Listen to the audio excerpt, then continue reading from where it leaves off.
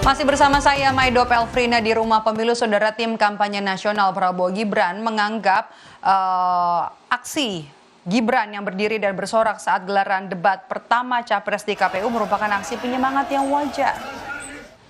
TKN Prabowo Gibran melihat aksi Gibran yang spontan berdiri itu merupakan bentuk dukungan kepada Prabowo yang sedang mengikuti debat. Wakil Ketua TKN Prabowo Gibran ini Ahmad Muzani menyebut ekspresi dukungan pun bisa dilakukan siapa saja dan dalam bentuk apa saja. Namun ketika mendengar aksi Gibran itu akhirnya berbuah teguran dari KPU, Muzani pun memastikan aksi demikian tidak akan lagi terulang pada debat-debat berikutnya.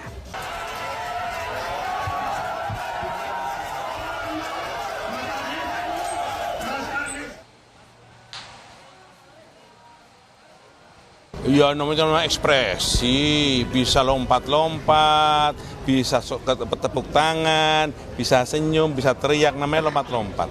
Itu sesuatu yang wajar saja. Tapi kan itu berujung teguran dari KPU. Ya, itu teguran dari KPU. Katanya tidak boleh. Dia tidak boleh melakukan itu. Oh berujung, teguran. Ya nanti kita tidak akan lakukan lagi.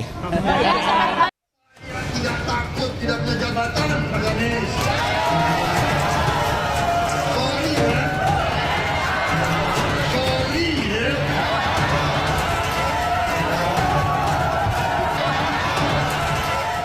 Aksi calon wakil presiden nomor urut 2, Gibran Rakabuming Raka yang menunjukkan gestur bak pemandu sorak saat gelaran debat pertama Capres di KPU Selasa malam, kini jadi sorotan publik.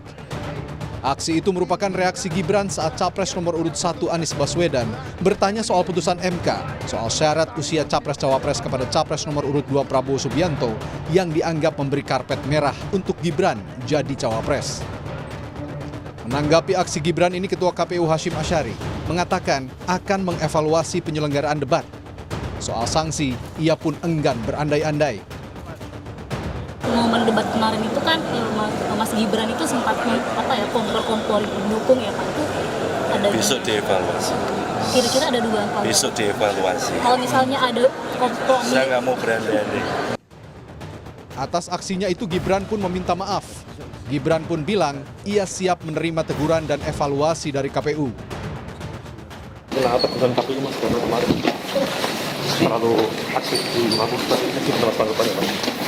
Iya, semua teguran pula evaluasi kami terima ya. Saya mohon maaf sebelumnya. Tanggapan kemarin? Ya, terima kasih ya. Kemarin gimana Mas?